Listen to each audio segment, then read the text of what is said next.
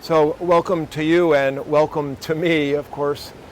I am not at St. Mark's Episcopal Church in New Canaan, Connecticut, in the state of Connecticut. I'm in the state of Maine, and I'm on these rocks, rocks that I have come to know and to love through years of sitting on them and praying before our Lord, before this great and most beautiful ocean. So today we have not the Sermon on the Mount, but the Sermon on the Rocks. And I'm so pleased to have a chance to speak with you on the occasion of Labor Day. I've been so wanting to speak to you about labor and about rest.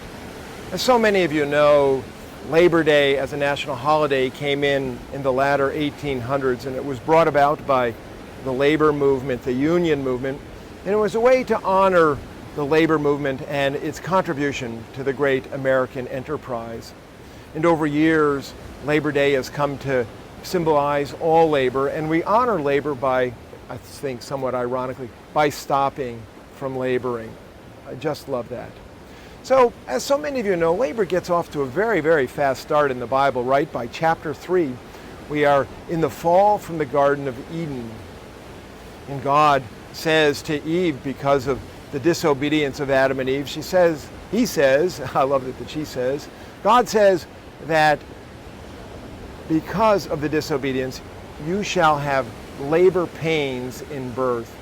And he says to Adam, because of the disobedience, you shall toil and labor for your food in the field, and thorns and thistles shall grow up amongst your plantings.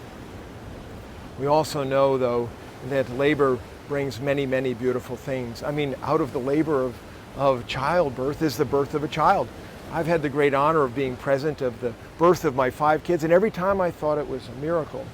And of course, we also know that out of good labor comes a good life, right? A life that is better because we have participated in the energetic transfer of giving and receiving from good labor. We see this so starkly with unemployment.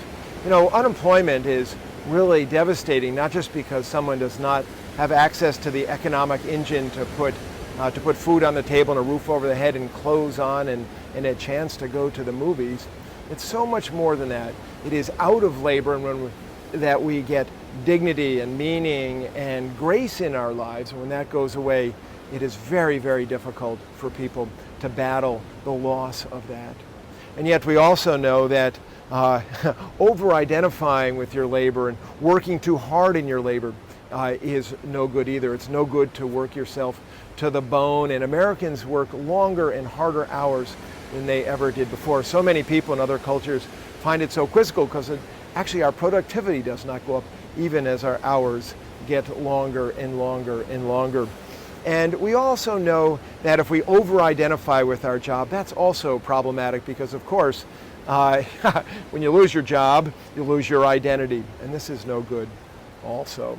So here we come to Labor Day weekend, where we honor labor, but we honor it by taking time off. We honor it by stopping.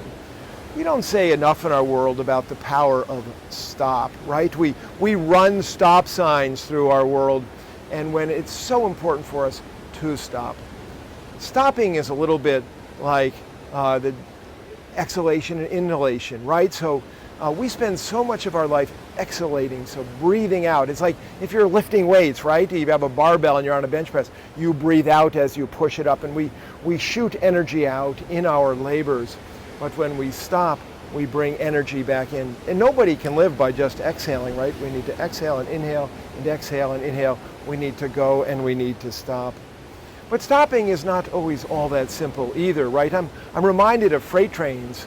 We're all like freight trains. We carry the freight of our lives, right? We carry the cares of our own lives. We carry the cares of our families. We carry the cares of our work, and sometimes the cares of the world too. And if you've ever seen a freight train stopping, it's really funny because it has to stop so slowly because the weight of the momentum is so hard to stop. And then it takes so much time to unload the freight from the train. And that's often what happens when we go to stop. It takes us time to slow down. It takes us time to unload the freight of our lives. But when we do, we find beautiful treasures. We move from what a great priestly friend of mine from South Africa says, human doings, so many people in America are human doings. This is what he used to say to me. He said, but they forget about being human beings. And so when we slow our human doing, we become more and more human beings. You know, sometimes the world seems crazy, right? And if we do not stop, there's no other place but when it goes crazy to go crazy. By stopping, we give ourselves another space to be, not just to do and not just to care. When we stop, we reboot, right? I mean, what do you do when your computer goes crazy? You turn it off and you reboot it. What do you do when you lose your energy? You re-energize, right? Perhaps you have a cup of coffee or something like that. And we also recreate, right? What does recreation mean but recreation? We need to be recreated through our recreation. Now, before this absolutely splendiferous ocean behind me and on these rocks that I love, I can't help but say a word about meditation, because every year I come to these rocks to meditate, and the ocean conveys many, many, many, many deep truths to me. I just wanted to say that, you know, so many of our lives are like the ocean, right? Sometimes our lives are calm, and sometimes the waves, and there's tumult and sometimes the waves crash, and sometimes we can luxuriate in our lives. But when we meditate, we, in some sense, get out of the lobster boat of our lives, right? From hauling up the traps. What we do is we float upon the waters of our lives. When we float upon the water of our consciousness, incredible things begin to happen, right?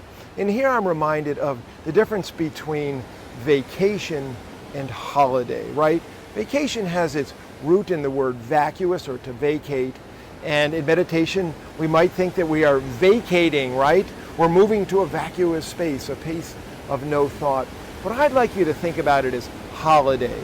So holiday has its roots in the word holy day, so that we come to the floating stillness, not just to vacate, but to have a holy day with our Lord. And when we come to that stop, right? And here I'm reminded, of course, of Stop in the Name of Love. Is that not a great soul song? Oh my gosh, I just love that Motown sound. But here, when we stop in the name of love, we're stopping for the love of ourselves, and we're stopping for the love of God. And when we float in that stopness, we do periodically drop below the surface. And so take a look at that great ocean behind me, and you see the undulation in the life of it, but down below it is quiet and it is peaceful.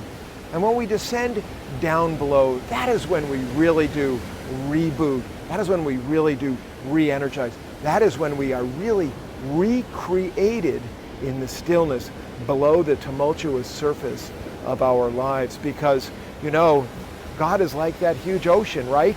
Just so beyond our knowing. But when we descend down into the deep consciousness, the holy consciousness of our lives, we begin to experience God in a holy and new way.